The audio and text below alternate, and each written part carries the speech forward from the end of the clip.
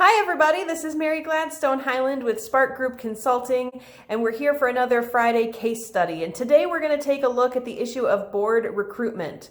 Boards are critical for nonprofit organizational health.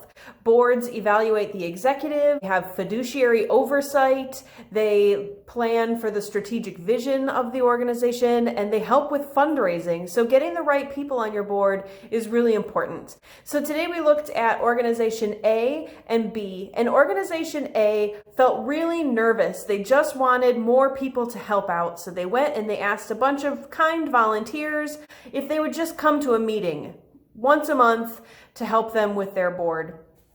But they weren't really thinking very strategically about who they needed and who they wanted on that board. So people came, they didn't really have a clear idea of why they were there and what they were trying to accomplish or the responsibilities that are involved in being a board member.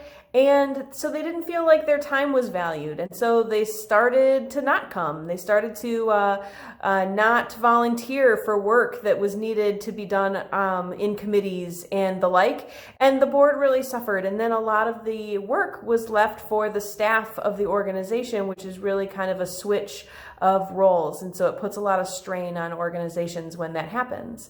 Organization B, in contrast, thought really strategically about who they needed on the board, what skills they needed, what identities they needed represented on the board.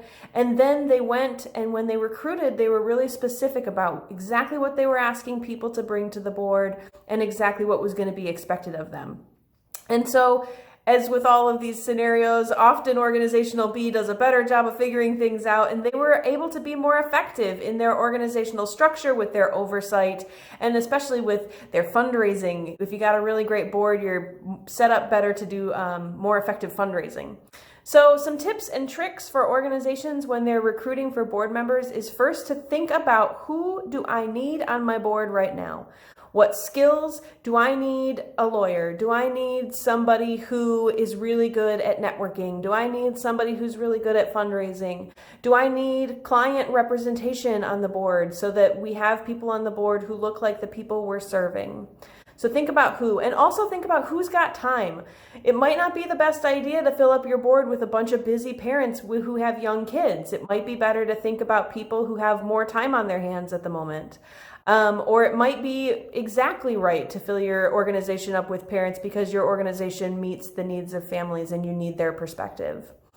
And then the second tip is to really support that board member when you bring them on board. Give them the documents and explain to them exactly what that role is going to take and how their position on the board is going to be helpful and what the board experience is going to give to them back for their own fulfillment, because people want to, it's a give and take. People want to be a part of this, but they also want to get something out of it and feel like they're helping the world.